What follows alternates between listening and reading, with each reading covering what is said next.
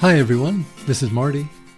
Before we start, I've posted a very short survey about the show. It will take you at most 5 minutes to do. What you like, don't like, and your thoughts on how it should sound after we relocate to Canada. Please take those few minutes to do it now, before you finish listening to this episode. The link is in the show notes. I will really appreciate it. A big thank you to those who've already filled it out.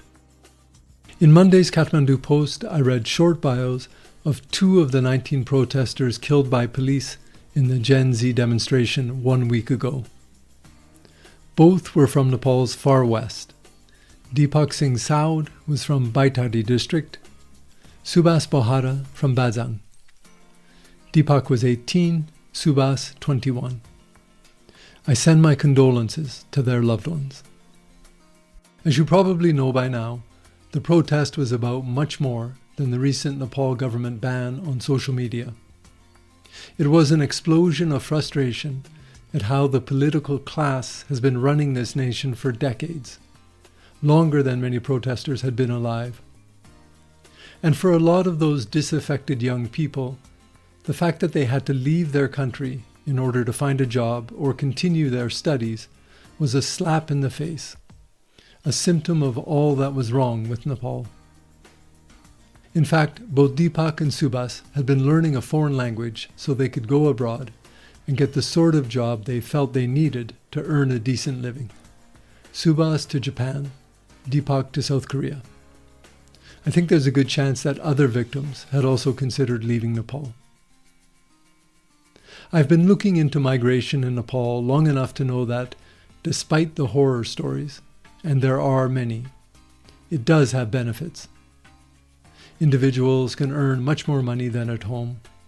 They can pick up skills, and women in particular can grow in confidence as they navigate a new society more independently than they would in Nepal. The country, of course, is a winner, thanks to the money that migrants send home. At least a quarter of Nepal's overall income these days, one of the highest rates of the world's labor-sending countries. But overall, to me, nothing shows more plainly the failure of the entrenched leaders of the political parties than the hundreds of thousands of young people who every year feel that they have no option but to leave their country and loved ones to try to launch themselves into their adult lives in a strange land. I really hope that in this new Nepal, young people will feel like they have a choice to leave or to stay.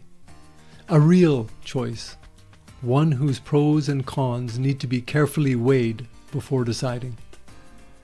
It will definitely take time to get there, but last week a door opened that could lead in that direction. Unfortunately, not without unforgettable sacrifices. Here's a question. If you were planning to leave or return before last week's Andalan, have you changed your mind? Or has the latest movement reaffirmed your choice? Click Send Us a Text in the episode notes to message me with your thoughts.